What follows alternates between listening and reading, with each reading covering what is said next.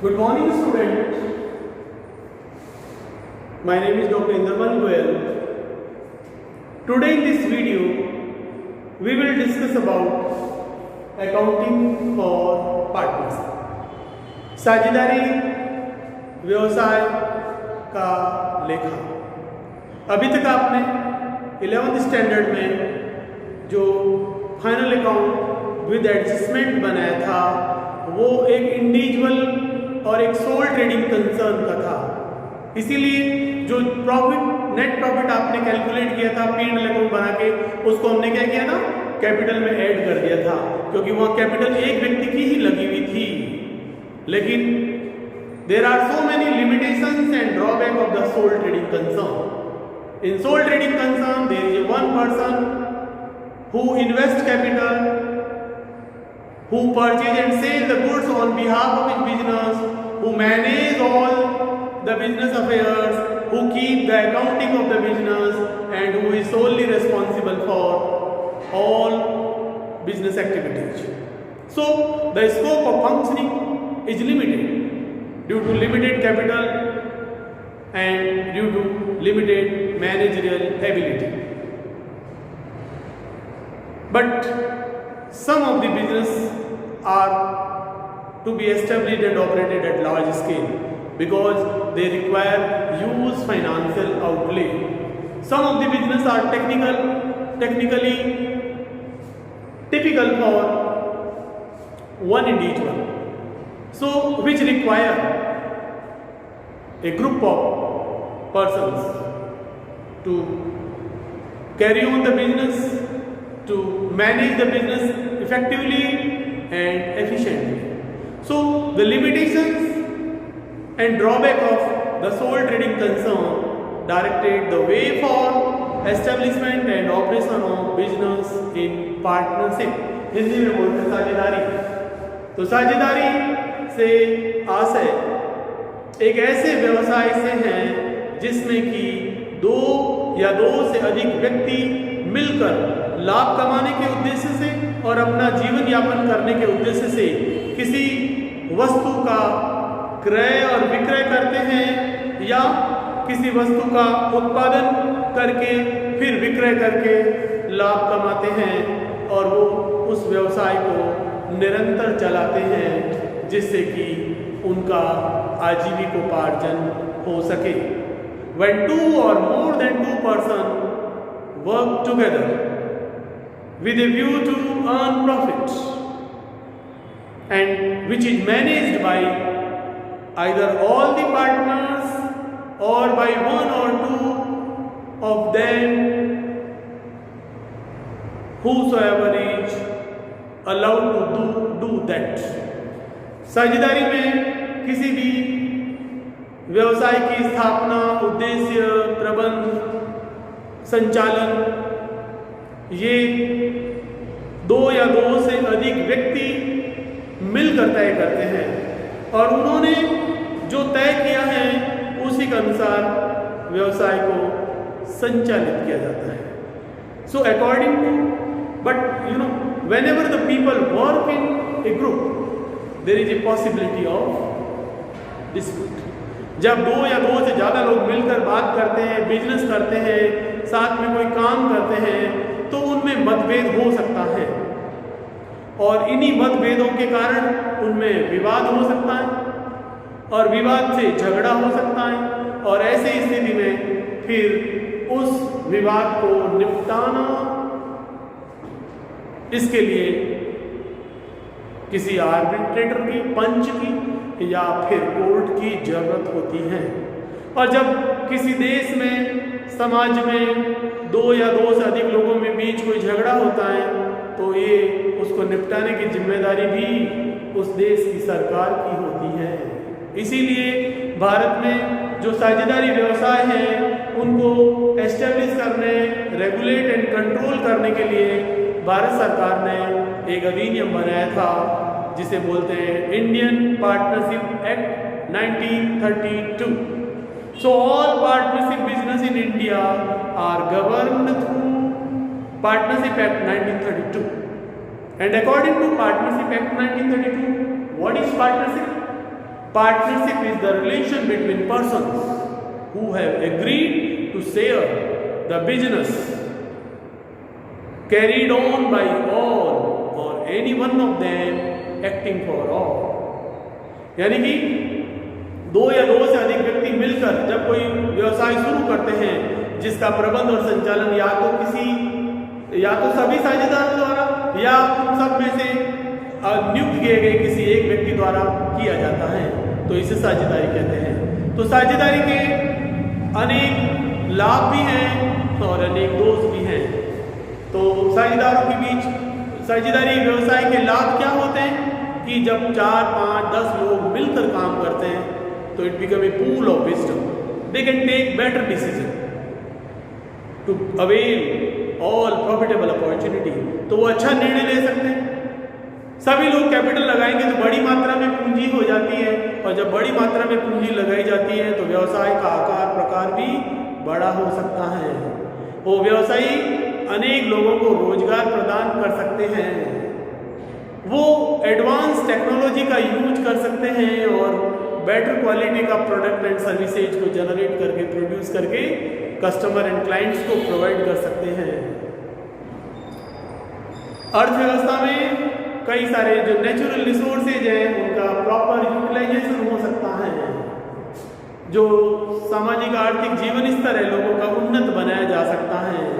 जब उन्हें रोजगार मिलता है तो जो इनकम होती है उससे उनका जो है एक्सपेक्टेशन बढ़ती है, डिमांड बढ़ती है और उनका level of status of society है वो बढ़ जाता है। तो इस तरह से there will be a boom in the economy. जब बड़े बड़े व्यवसाय किसी अर्थव्यवस्था में स्थापित किए जाते हैं तो सभी लोग सक्रिय हो जाते हैं, सभी को रोजगार मिल जाता है, सभी को जब विभिन्न प्रकार की वस्तुएं दिखाई देती हैं तो उनको खरीदने की इच्छा होती है, तो खरीदने के लिए उनको पेइंग कैपेसिटी होना चाहिए और पेइंग कैपेसिटी अपनी बनाने के लिए पैसा अर्न करना पड़ता है, और पैसा अर्न करने के लिए हमें कोई न कोई वर्क करना पड़ता है। और आप कोई वही वर्क कर सकते हैं जो जिसका आपको नॉलेज है, और नॉलेज हमें एजुकेशन से आता है। If you want to earn more and more money then you should try to learn more and more. तो इसलिए and if you want to learn something new, if you want to learn creative idea methodology, then how it is possible? So learning the new ideas and thought, understanding the new methods of doing things is possible through education. So शिक्षा अनिवार्य है। If you want to become a very good citizen of the country, you must have education, formal education and training of a particular subject, so that you can work in that particular area with the help of your specialization. तो हमें पढ़ना जरूरी है, और पढ़ने से जो ज्ञान आप अर्जित करते हैं उसकी वैल्यू होती है, और you will be able to render your expert services to the different types of business organisations, and you will be employed anywhere and you will start earning your living.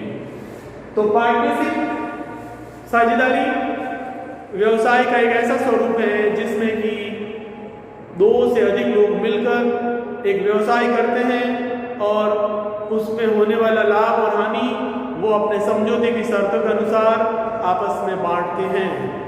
साझेदारी के रूप में बड़े पैमाने का व्यवसाय को स्थापित और संचालित और प्रबंध करना संभव हो जाता है, और आपके व्यवसाय की सफलता के आधार पर अन्य लोगों को भी प्रेरणा मिलती है और कुछ नए उत्पाद और बनने लगते हैं। कई नए लोग साहसी के रूप में अपनी भूमिका निभाने के लिए तैयार होते हैं। तो business create environment within the economy and encourage the people to do something new with the help of their expert knowledge and expertization. तो पार्टनरशिप का मीनिंग के बाद पार्टनरशिप में मिनिमम एंड मैक्सिमम नंबर की हम बात करें तो the minimum number of partner must be 2 and maximum number may be 50. साझेदारी अनुबंध अधिनियम के अनुसार एक साझेदारी व्यवसाय को प्रारंभ करने के लिए न्यूनतम 2 सदस्य होना जरूरी है और अधिक से अधिक 50 मेंबर हो सकते हैं। और जब कोई साझेदारी की जाती है तो फिर साझेदारी के लिए हमारा पार्टनरशिप डीड बनाया जाना चाहिए। Whenever the people work together, there is chance of dispute. तो पार्टनरशिप डीड, साझेदारी संलेख, साझेदारी समझौता भी इसे बोल सकते हैं आप। So now we will discuss about साझेदारी संलेख, partnership deed. So what is partnership deed? Partnership deed is a written or an oral agreement, is a document which consists of all the terms and conditions related to establishment and operation of business and even winding up of the business, and including the name and addresses of the partners, the capital employed by them, the right and responsibility of the partners। यानी कि साझेदारी समझौता, साझेदारी संलेख एक ऐसा लिखित समझौता है जिसमें किसी भी साझेदारी व्यवसाय की स्थापना, प्रबंध, संचालन, लाभों का वितरण से संबंधित सारे प्रावधान की स्पष्ट व्याख्या होती है कि वो कितनी पूंजी लगाएंगे, प्रबंध संचालन कौन करेगा और किसी को कोई सैलरी और कमीशन दिया जाएगा, फीस दी जाएगी क्या उनकी सेवाओं के लिए, उनकी पूंजी पर कितना ब्याज दिया जाएगा, अगर कोई साझेदार आहरण करता है तो उससे कितना % ब्याज लिया जाएगा, अगर कोई साझेदार फर्म को लोन देता है, ऋण देता है पूंजी के अलावा, तो उसको कितना % ब्याज दिया जाएगा। ये सारी बातें पहले से ही लिखित में तय कर ली जाती है और सभी लोग साझेदार हैं उसको हस्ताक्षर कर देते हैं, साइन कर देते हैं और उसको भी रजिस्ट्रार ऑफ पार्टनरशिप फर्म के पास उस पार्टनरशिप डीड को रजिस्टर्ड करा देते हैं। तो फिर बाद में अगर कोई डिस्प्यूट होता है ना तो उसका आसानी से समाधान हो जाता है। When a partnership deed is signed by all the partners, then they all are bound to abide by the rules and the term and conditions that they have decided at the time of establishment of partnership firm। तो साझेदारी संलेख बनाने का मुख्य उद्देश्य किसी बड़े साझेदारी व्यवसाय में भविष्य में होने वाले विवादों को रोकना है, क्योंकि जब सारी बातें पहले से तय कर ली जाती हैं तो फिर किसी के मन में, किसी भी साझेदार के मन में किसी तरह का कोई शंका नहीं रहती है, फिर कोई डिस्प्यूट करने का नहीं सोच सकता, क्योंकि वो सब उन्होंने एग्री किया था। तो इसीलिए उसको एग्रीमेंट बोलते हैं, समझौता बोलते हैं और इसे टेक्निकल भाषा में पार्टनरशिप डीड, DEED साझेदारी संलेख बोलते हैं। तो एक साझेदारी व्यवसाय को सुचारू रूप से संचालित करने के लिए हमेशा अच्छा रहता है कि पार्टनरशिप डीड बना लिया जाए, साझेदारी संलेख बना लिया जाए, ताकि भविष्य में कोई भी प्रकार का डिस्प्यूट होने पर उस साझेदारी समझौते में क्या शर्तें लिखी हैं, क्या उन्होंने तय किया है, उसे देखा जा सके और उन शर्तों को अमल में लाया जा सके, प्रैक्टिकली उन्हें इम्प्लीमेंट किया जा सके। तो partnership deed is very important document related to a partnership business. It may be called as the constitution of the firm. ये साझेदारी संलेख जो है किसी भी साझेदारी फर्म के लिए एक संविधान माना जा सकता है, क्योंकि when all partners have signed, then they are legally bound to accept the rules and regulations they have laid down, they have agreed and they have signed. तो partnership deed is helpful in preventing any kind of dispute in future। तो इसलिए साझेदारी समझौता मौखिक भी हो सकता है, लेकिन लिखित में होना बेस्ट रहता है, सर्वोत्तम रहता है, क्योंकि लिखित में जो समझौता है हम किसी को दिखा भी सकते हैं और उनकी राय जान सकते हैं। कोई थर्ड पार्टी अगर हमारे डिस्प्यूट में इंटरवेंशन करना चाहते हैं तो then they will also go through the partnership deed कि भाई आपने जब एग्रीमेंट किया था, जब बिजनेस किया था। तो ये सब बातें आपने तय की है तो अब आपको माननी पड़ेगी। अगर आप नहीं मानते तो you are the guilty, you are at fault, you are responsible. तो इसलिए हमेशा एक साझेदारी समझौता किया जाता है। तो साझेदारी समझौता साझेदारी फर्म का एक संविधान है जिसमें साझेदारी से संबंधित सभी प्रकार के नियमों और उपनियमों की स्पष्ट व्याख्या लिखित में होती है और जिसे सभी साझेदार पढ़कर समझकर हस्ताक्षर करते हैं और इसीलिए वो उसको साझेदारी के भावी प्रबंध और संचालन में मानने के लिए बाध्य होते हैं, क्योंकि इसमें वो सारी शर्तें होती हैं जो एक व्यावसायिक फर्म को चलाए रखने के लिए जरूरी होती है। ठीक है, तो साझेदारी संलेख में क्या होता है? साझेदारी संलेख में सभी साझेदारों के नाम, पते, फर्म का उद्देश्य, साझेदार द्वारा लगाई गई पूंजी, साझेदारों को मिलने वाला वेतन, मिलने वाला बोनस, कमीशन, फीस, पूंजी पर ब्याज, साझेदारों से लिया जाने वाला आहरण पर ब्याज, उनके आहरण की सीमाएं, साझेदारों का लाभ और हानि और फर्म का लाभ और हानि किस अनुपात में बांटा जाएगा, सब में ये सब बातें पहले तय कर ली जाती हैं। तो इसे हम साझेदारी संलेख कहते हैं। लेकिन कभी कभी जो लोग साझेदारी करते हैं वो कौन होते हैं? Generally fast friends and relatives becomes the partner to establish a new business। तो सामान्यतः साझेदारी व्यवसाय बहुत ही अच्छे जो फ्रेंड्स हैं, मित्र लोग हैं, उनके द्वारा की जाती है और कभी कभी या अधिकांशतः आपस में जो रिश्तेदार हैं वो मिलकर बिजनेस करते हैं। और जब वो ऐसे अच्छे दोस्त होते हैं और बहुत अच्छे घनिष्ठ जो है ना जो संबंधी होते हैं वो जब बिजनेस करते हैं तो उनमें आपस में बहुत हाई लेवल का ट्रस्ट एंड कॉन्फिडेंस होता है और वो किसी बिजनेस को पार्टनरशिप में शुरू कर देते हैं और वो पार्टनरशिप डीड नहीं बनाते हैं। साझेदारी समझौता बनाना उचित नहीं समझते हैं, जरूरी नहीं समझते हैं और बिजनेस शुरू कर देते हैं और बाद में कुछ सालों बाद आपस में उनमें मनमुटाव होता है और कुछ विवाद उत्पन्न हो जाता है और फिर विवाद इतना बढ़ जाता है कि उनको न्यायालय की शरण लेनी पड़ती है। तो ऐसी स्थिति में उनके बीच होने वाली समस्याओं और विवादों का निपटारा कैसे होगा? तो इसीलिए हमारा पार्टनरशिप एक्ट 1932 बना हुआ है। उसमें साझेदारों के बीच किसी भी वित्तीय मामले में, प्रबंधकीय मामले में होने वाले विवादों का निपटारा करने के लिए कुछ प्रावधान दिए गए हैं जिन्हें हम बोलते हैं provisions applicable in the absence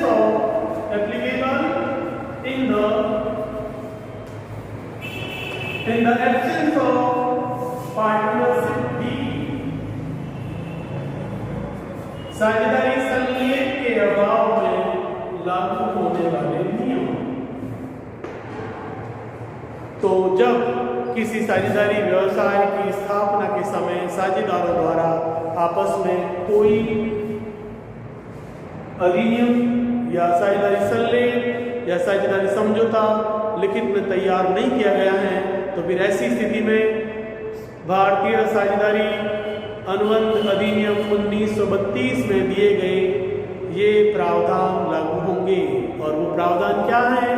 number 1, what are various important provisions which are applicable in the absence of partnership deed regarding the distribution of the net profit of the firm is as follows. Number 1 is profit and loss will be shared equally. Profit and loss will be shared equally, यानी कि उस firm में होने वाला लाभ और हानि सभी साझेदारों में बराबर बांटा जाएगा। Profit and loss of the firm will be shared equally, irrespective of the time devoted by them and irrespective of the amount of capital invested by them। एक साझेदारी फर्म में जो लाभ होगा वो सभी साझेदारों में बराबर बांटा जाएगा, भले ही कोई कितना ही ज़्यादा काम करे और कम काम करे, भले ही किसी ने बहुत ज़्यादा कैपिटल लगाई और किसी ने कम लगाई हो। ये हमारा एक नियम है, ये पार्टनरशिप एक्ट की बात है। The profit and loss will be shared equally. Number 2, interest on capital will not be allowed. यानी कि किसी भी साझेदार को पूंजी पर उसके बाद लगाई गई पूंजी पर ब्याज नहीं दिया जाएगा. Interest on capital will not be allowed to partners irrespective of their demand and irrespective of the amount of capital they have invested. यानी कि साझेदारों को पूंजी पर ब्याज नहीं दिया जाएगा. जब तक उनमें समझौता नहीं होता तब तक उनको ब्याज मांगने का अधिकार नहीं होगा. तो अगर उन्होंने पार्टनरशिप में बिजनेस शुरू कर दिया, कैपिटल लगा दी और अब एंड में बोल रहा है कि मुझे तो पूंजी पर ब्याज दिया जाए, मैंने ज़्यादा पैसे लगाए, इतने लगाए, तो इंटरेस्ट ऑन कैपिटल किसी भी सरकार को नहीं दिया जाएगा. तब जब उन्होंने कोई समझौता स्पष्ट रूप से नहीं किया हो. Third point, interest on drawing will not be charged. साझेदारों को पूंजी पर ब्याज नहीं दिया जाएगा. और तीसरा पॉइंट है कि साझेदारों से उनके आहरणों पर ब्याज नहीं लिया जाएगा. Interest on drawing will not be charged, will not be charged, will not be charged from partners. यानी कि जो साझेदार फर्म से निजी कार्य के लिए आहरण करते हैं तो उनको उनसे ब्याज नहीं लिया जाएगा. चौथा पॉइंट है, नो सैलरी, बोनस, फीस और commission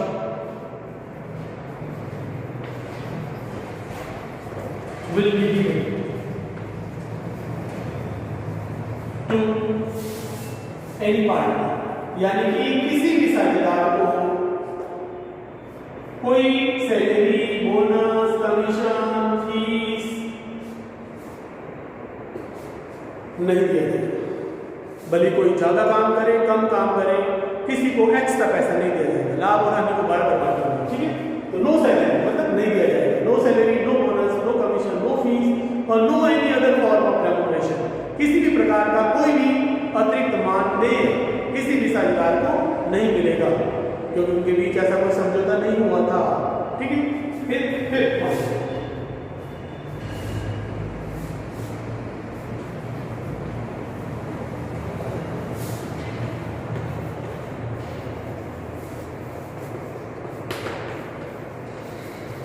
if a partner has given loan to the firm,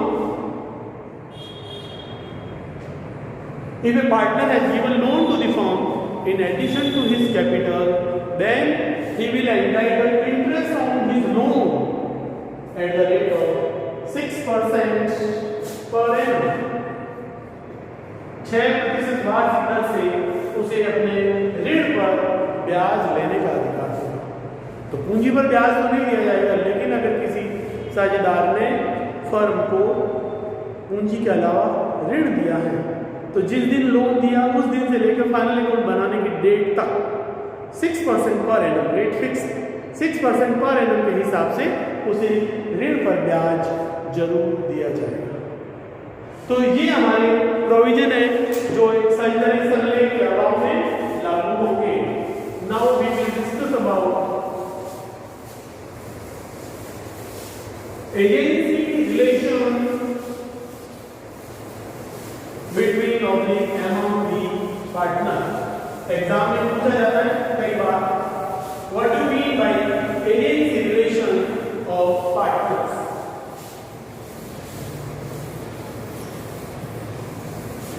तो एजेंसी रिलेशन एक ट्राइपार्टाइट एग्रीमेंट है और साझेदारों के बीच जो संबंध होते हैं वो एजेंसी संबंध कहलाते हैं. एजेंसी संबंध में दो हमारी जो मुख्य पार्टी होती है, जो दो पक्षकार होते हैं, they are called as principal and दूसरा है एजेंट. ठीक है. हम बात कर रहे हैं agency relation.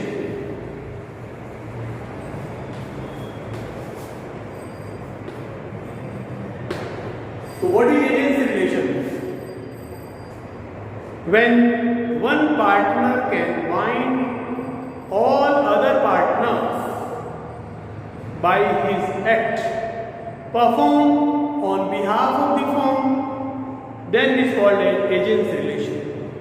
In this case, a partner who has performed any activity or any transaction on behalf of the firm is in the role of the agent, and all the remaining partners who have to ratify his transaction, who have to approve his transaction, are in the position of the principal. क्योंकि agency संबंध में क्या होता है, एक व्यक्ति जो agent होता है वो अपने प्रदान के लिए काम करता है और वो थर्ड पार्टी से कोई ट्रांजेक्शन करता है।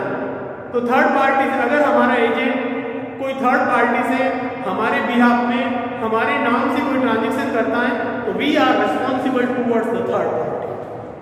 तो पार्टनरशिप में भी ऐसा ही है। जैसे मान लीजिए ए बी सी 3 लोग पार्टनर हैं।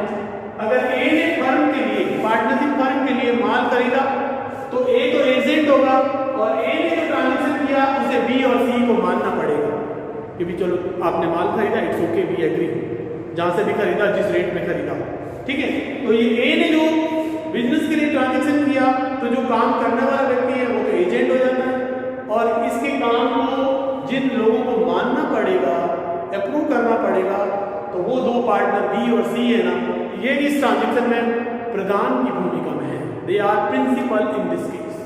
अब ठीक इसी तरह से अगर बी ने कोई रूटीन नेचर का काम कर लिया फर्म के लिए, किसी को माल बेचा है या फर्म के लिए कोई भी ट्रांजेक्शन किया है, एसेट्स खरीदने का, फर्नीचर खरीदने का, और वो उसके लिमिट में आता है एज पर एग्रीमेंट, तो बी ने जो काम किया है तो बी तो एजेंट हो जाएगा, ए और सी प्रिंसिपल हो जाएंगे। जिस व्यक्ति ने काम किया वो एजेंट कहलाता है और जिन पार्टनर्स को इसकी बात माननी पड़ेगी, बी के ट्रांजेक्शन को ए और सी को मानना पड़ेगा, तो ए और सी प्रधान कहलाएंगे। तो इस प्रकार से सभी साझेदार एक दूसरे के agent as well as principal होते हैं, एक दूसरे के प्रधान भी हैं और एजेंट भी हैं, ठीक है। तो इसलिए हम इसको एजेंसी रिलेशन बोलते हैं। तो in case of agency relation all the partners are agent as well as principal to each other towards one another, because in agency relation when one of the partner perform a particular transaction on behalf of the firm, then rest of the partners will have to approve his transaction, and they all are bound towards each other, towards one another for smooth functioning of the business. And this type of the right and the authority is necessary to give to carry on the business in free and fair manner. क्योंकि अगर ऐसा नहीं होगा तो फिर ऐसी स्थिति में किसी एक निर्णय को लेने के लिए इंतजार करना पड़ेगा, सभी लोग एक साथ एक समय पर उपलब्ध हो ये जरूरी नहीं है। तो ऐसी स्थिति में there will be linger on in decision making, there will be undue delay in decision making and you may loss so many opportunities of earning the profit. इसलिए जब साझेदारी में व्यवसाय किया जाता है तो it is based on trust and confidence, it is based on the conduct and behaviour of every partner.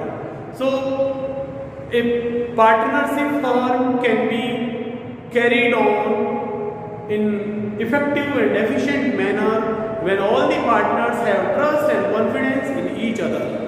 They have respect towards each other, their conduct and behavior is good towards each other, and even towards all outside parties, particularly customers and creditors and suppliers and the service provider agencies and the lending institutions. तो किसी भी साझेदारी व्यवसाय को चलाना थोड़ा challenging होता है क्योंकि वहाँ 5, 7, 10, 20 लोग मिलकर काम करते हैं और वहाँ किसी एक मैटर पे उनका जो मतभेद हो सकता है और वो मतभेद आगे विवाद में बदल सकता है। तो इसलिए उनका विवादों का निपटारा करने के लिए साझेदारी समझौता बनाया जाता है, और साझेदारी समझौता नहीं हो तो साझेदारी अधिनियम के अंतर्गत उसका जो है विवादों का निपटारा किया जाता है। तो आज हमने इस वीडियो के माध्यम से साझेदारी का मीनिंग, साझेदारी की विशेषताएं, ठीक है, और साझेदारी सल्ले के बारे में और साझेदारी सल्ले के अभाव में लागू होने वाले नियम और साझेदारों के बीच एजेंसी संबंध और साझेदारों की अधिकतम और न्यूनतम संख्या के बारे में वर्णन किया है। इसे आप अच्छी तरह समझ सकते हैं। अब साझेदारी की विशेषताएं क्या क्या हुई, तो साझेदारी में 2 या 2 से अधिक व्यक्ति होते हैं, 2 or more than 2 person work together. There में भी ये सब पार्टनरशिप डीड यानी साझेदारों के बीच कोई समझौता हो सकता है। साझेदारी का उद्देश्य एकाकी व्यवसाय की कमियों को दूर करना है। साझेदारी का उद्देश्य बड़े पैमाने का व्यवसाय करना है। साझेदारी का एक उद्देश्य पूल ऑफ विजडम हो जाता है। साझेदारी व्यवसाय के माध्यम से हम technically sound, professionally sound, legally sound, financially sound ऐसे व्यक्तियों को मिलाकर एक नया अच्छा बिजनेस एस्टेब्लिश कर सकते हैं जिसकी कॉस्ट ऑफ ऑपरेशन न्यूनतम होती है और सभी अपना अपना बेस्ट आउटपुट देते हैं उस बिजनेस पार्टनरशिप फर्म में और उस बिजनेस का प्रॉफिट है वो बहुत हाई हो सकता है।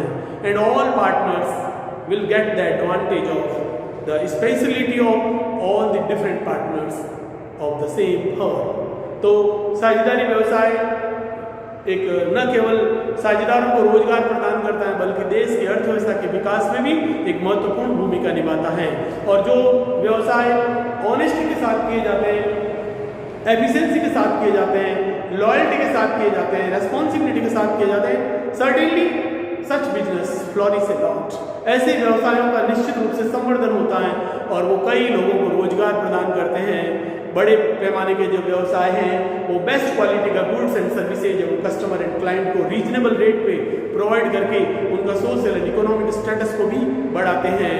जो विभिन्न प्रकार के प्रोडक्ट बनाकर मार्केट में जब लॉन्च करते हैं तो उनको देखकर कई लोगों को खरीदने की इच्छा होती है और उसके लिए वो अपनी पेइंग कैपेसिटी जनरेट करते हैं। यानी कि all people of the country are activated through large scale business, partnership business.